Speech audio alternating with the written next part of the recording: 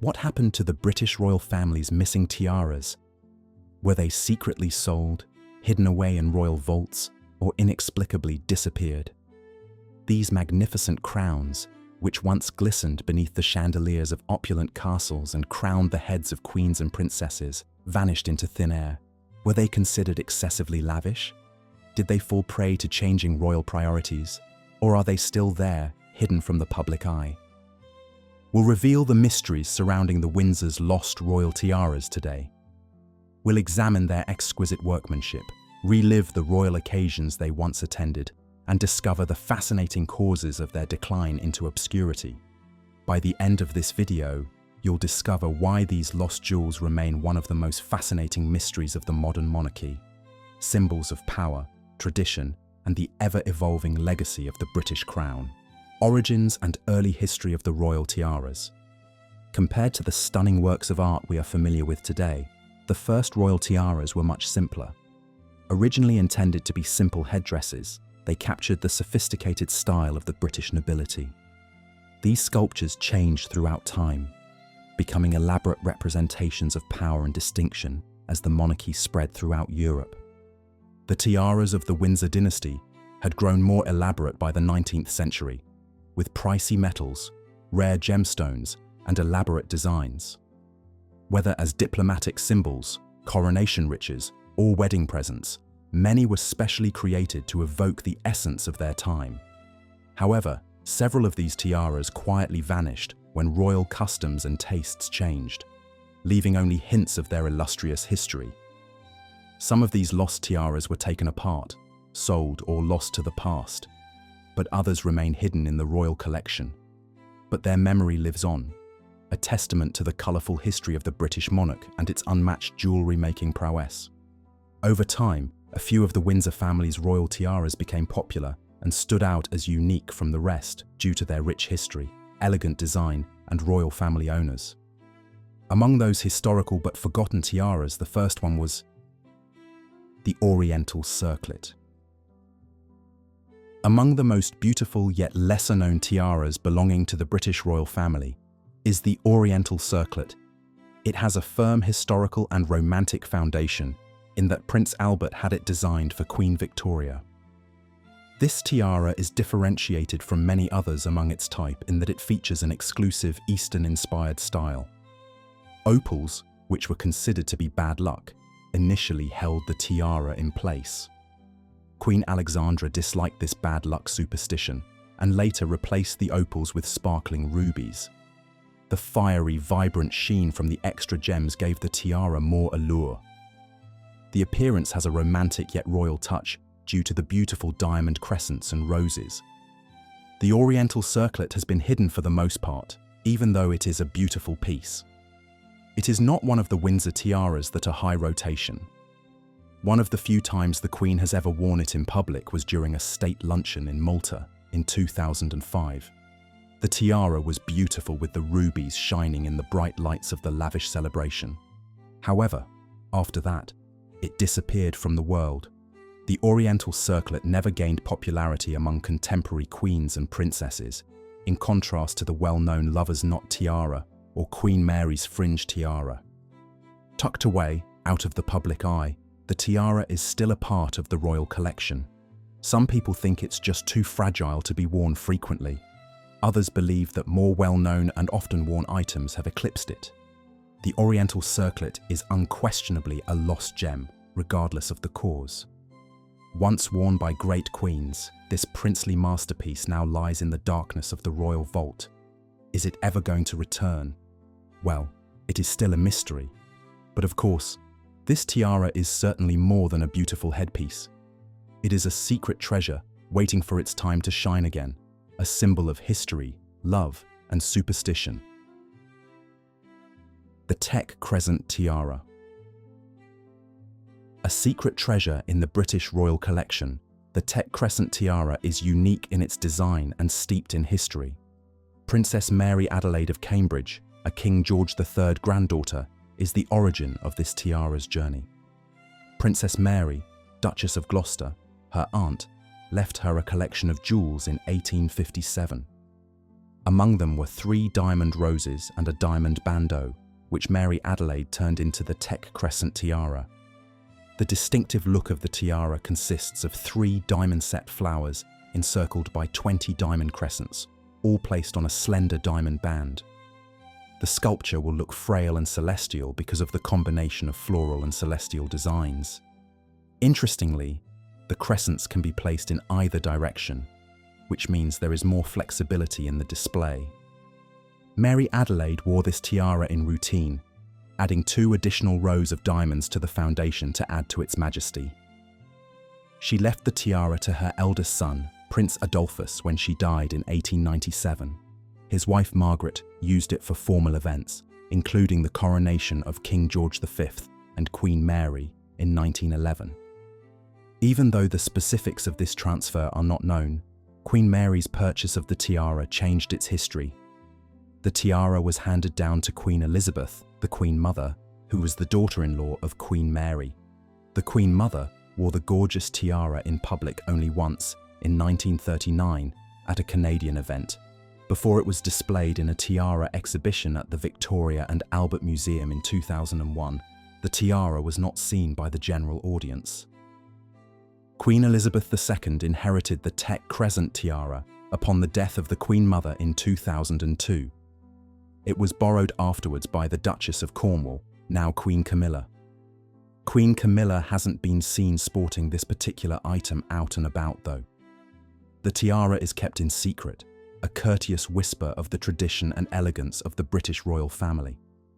The beautiful workmanship and rich heritage of royal jewels are best represented by the Tech Crescent tiara. The tiara is a fascinating piece that deserves some attention, and perhaps a future place under the limelight due to its unique appearance and rich history. The Strathmore Rose Tiara. As much fashion as romance, the Strathmore Rose Tiara is a fascinating piece of royal history. The tiara was given by her father, the 14th Earl of Strathmore and Kinghorn, to Lady Elizabeth Bowes-Lyon, today's Queen Mother, on her wedding to the Duke of York in 1923. Its history was made even more complicated by the fact that, though beautiful, the tiara was never worn in public for many decades. The lovely diamond rose and diamond leaf tiara design started in the late 1800s. Its flower motif is classic and reminiscent of an English garden in full bloom. The fact that the flowers can be detached and worn as separate brooches speaks volumes for the craftsmanship and versatility of the piece. To adapt to changes in looks, the tiara had 5 collet-set sapphires originally that could be replaced with diamond roses. As a result of its versatility, the young Duchess liked it as a piece of jewellery. Lady Elizabeth frequently wore the 1920s look by setting the tiara low on the forehead.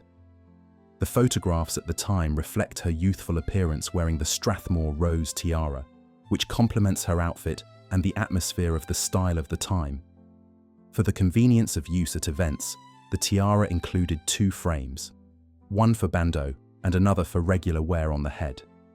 The tiara did not go on public display following the 1930s. Although it was said to have been broken, displays like the one in 2002 at the Victoria and Albert Museum showed that the tiara was intact. Its absence from public view was likely brought about by evolving fashion tastes and personal preferences among the royal family.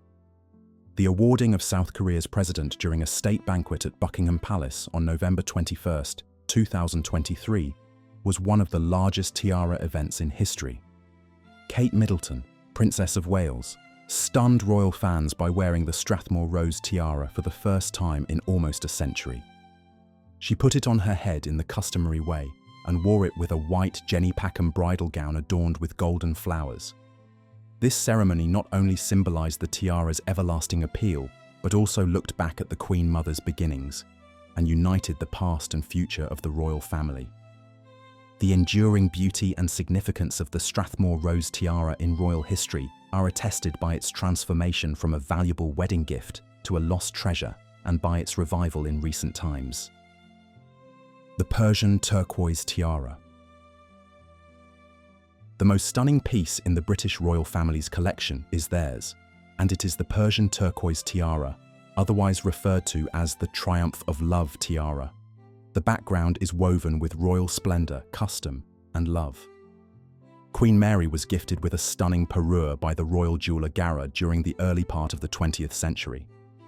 It consisted of a tiara, a necklace, a brooch and earrings, and consisted of stunning Persian turquoise stones, outlined with diamonds. Symbolically rich, the tiara motif has laurel wreaths, lovers' knots, and torches, all symbols of victory and love. The vertical construction of the tiara was the product of its original Kokoshnik-style frame. To make it more open and newer in look, Lady Elizabeth Bowes-Lyon, future Queen Mother, had the upper row of diamonds deleted when she received it. Lady Elizabeth Bowes-Lyon, upon marrying the Duke of York, future King George VI in 1923, received this turquoise parure as a wedding present from King George V and Queen Mary. Although she occasionally used to wear it, it was not among her most prized items of jewellery. In honour of Princess Margaret's 21st birthday in 1951, the Queen Mother gave her the entire set as a present, observing that her junior daughter had an appreciation for something different in jewellery. Princess Margaret was thrilled as punch at receiving the tiara as a gift and wore it to white tie events regularly, as well as in combination with other items in the collection. Persian turquoise beads utilized within the tiara hold significance that dates back in time way beyond their artistic presentation. Turquoise in Persian culture is utilized symbolically for prosperity, love, victory, and achievement. The use of motifs like the laurel wreath and lover's knot to make these pieces of love and success timeless all the more does it. As a collection, these pieces place the tiara at the level of being triumph of love, an emblem of the sensation of both the wearer's sentiments and art. Princess Margaret's jewellery was sold off when she passed away in 2002, but the Persian turquoise tiara did not appear at the auction at all, and naturally, everyone began to question where it might be today. It is speculated by some that it has been put back into the Central Royal Collection, but others believe it remains with the royal family, perhaps with Princess Margaret's children. The beauty and charm of the tiara are increased by the fact that no one knows where the tiara is located exactly. The Persian turquoise tiara is an iconic symbol of the rich past of the British royal family and the development of customs. The tiara is a priceless relic that symbolizes the eternal values of victory and love due to its centuries-long odyssey and symbolic structure. The 5 Aquamarine Ribbon Tiara. One of the most dramatic pieces of jewellery in the British royal family's collection is the 5 Aquamarine Ribbon Tiara, also referred to as the Aquamarine Ribbon Tiara. It has a somewhat mysterious history, but its beauty and poise are unquestionable. Bolted together by intricate diamond-set ribbons and bows, the tiara shows 5 gigantic oval-cut aquamarine stones. The aquamarines, akin to those within Queen Elizabeth II's Brazilian aquamarine tiara, are believed to come from Brazil. Of all of the royal jewellery, it stands out for its overall composition, which is dainty but dazzling. Queen Elizabeth II only publicly wore the tiara to supper in Yellowknife City Hall in Canada in July 1970. She was never again publicly photographed wearing this particular piece of jewellery on this singular occasion. The tiara later appeared many years down the road when Sophie, Countess of Wessex, wore it at significant royal events. Particularly wore it for the wedding of Princess Madeleine of Sweden in 2013 and to a pre-wedding party for Luxembourg's hereditary Grand Duke Guillaume in 2012. These uses underscored the versatility and traditional appeal of the tiara. Queen Camilla revived the passion for the tiara during the diplomatic corps reception at Buckingham Palace in November 2024. She accessorized it with her aquamarine and diamond earrings and necklace, which neutralized the striking blue gems of the tiara. The tradition of the royalty of preserving and using wonderful jewelry pieces for future years is lived out by the Aquamarine Ribbon Tiara. Its presence in major events emphasizes its value and the appreciation of the royal family for its unique fashion sense. Queen Camilla's use of the tiara has added to its modern-day resurgence, which has made people look back at this formerly forgotten gem once again. The 5 Aquamarine ribbon tiara is in effect a testament to the classic taste and rich history of the British monarchy's jewellery collection. The classic appeal of royal jewellery is evidenced by its journey from one sighting in the 1970s to its resurfacing in the 21st century. Not every one of the beautiful tiaras in the British royal gem trove is readily accessible to the public eye. The Strathmore Rose Tiara, Crescent Tiara, Oriental Circlet, Persian Turquoise Tiara, and 5 Aquamarine Ribbon Tiara are each exquisitely crafted and steeped in history. Though not frequently sported, these denote eternal beauty, individual tales, and abundant royal heritage. These tiaras have been passed down through the centuries and have adorned queens, princesses, and duchesses. We are reminded of their timeless beauty by their presence, whether in history books or on special occasions. Their history remains fascinating to jewellery lovers and historians alike, ensuring that their beauty is never quite forgotten, particularly in the light of recent royal engagements that have seen some of these lost treasures brought back into the limelight. These lost tiaras are filled with mystery, elegance, and history. Their beauty and legacy endure even when they are seldom viewed. If you enjoyed this video, hit the thumbs up button and subscribe to the channel. And let us know in the comments below which tiara was your favorite among these 5.